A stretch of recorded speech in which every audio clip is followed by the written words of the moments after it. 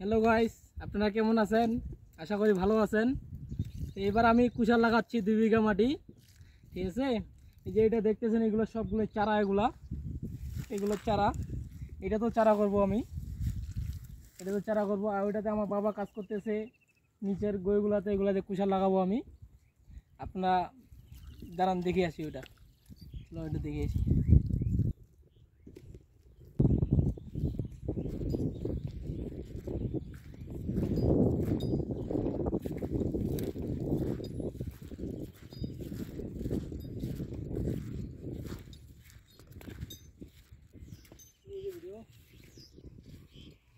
আমরা এটাতে কুশাল লাগাবো 2 লাইন করে।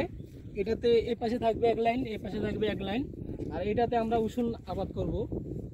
ঠিক আছে, এখানে পুরো 1 বিঘা মাটি আছে, ওইদিকে 1 বিঘা আছে। আর ওটা আমার বাবা কাজ করতেছে।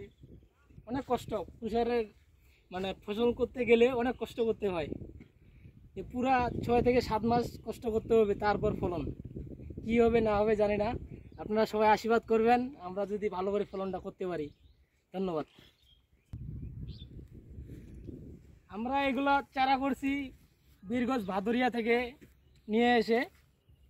মোটামুটি আমাদেরকে চারা লাগবে 6 থেকে 7 হাজার, এই 2 বিঘা মাটিতে মানে আবাদ করতে গেলে। এই ফসলটা ঠিক আমাদের পানির কারণে আকাশের আবহাওয়া ভালো নাই, সেটার জন্য আমাদের চারা নষ্ট হয়ে গেছে অনেকগুলা গাজাইতে পারি নাই। এবার নতুন তো, এই যে এগুলা 2-1টা করে হয়েছে, আবার কতগুলো করে মার খেয়ে গেছে। এগুলো আর হবে না, এগুলোতে যতই বীজ দেন। আর এগুলো হচ্ছে ভালো করে মানে পানির আগে করছি তো, এগুলো ভালো করে হয়েছে। এগুলো কোনো মার যায় নাই, কোনো মিস যায় নাই, সুন্দরভাবে হয়েছে। আর আবার নতুন করে ওইখানে আমরা চারা করতেছি। আর আবহাওয়া তো এখানে চারা আছে মোটামুটি 2 থেকে 3 হাজার। আরও চারা লাগবে আমাদেরকে 2 থেকে 3 হাজার।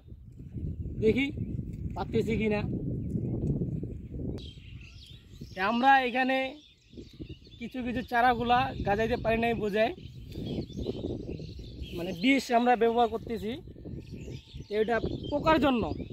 দেখি আমরা চেষ্টা করব যে বিষ ছাড়াই মানে ফসলটা ভালো করার জন্য। এখানে কোনো মনে করেন যে মোটা হওয়ার জন্য বা রস বেশি হওয়ার জন্য এগুলো কোনো বিষের কোনো দরকার নাই, এবং এগুলো ব্যবহার করেও কোনো লাভ নাই। ঠিক আছে, আমরা দেখি কি আর বলবো। আমি দিনাজপুর কারল থানা থেকে বলতেছি। আমার নাম জীবন রয়। আমাকে অনেকজনে চিনে, এবং সবাই দোয়া এবং আশীর্বাদ করবেন আমার জন্য, আমি যদি ফসলটা ভালো করে করতে পারি। নমস্কার।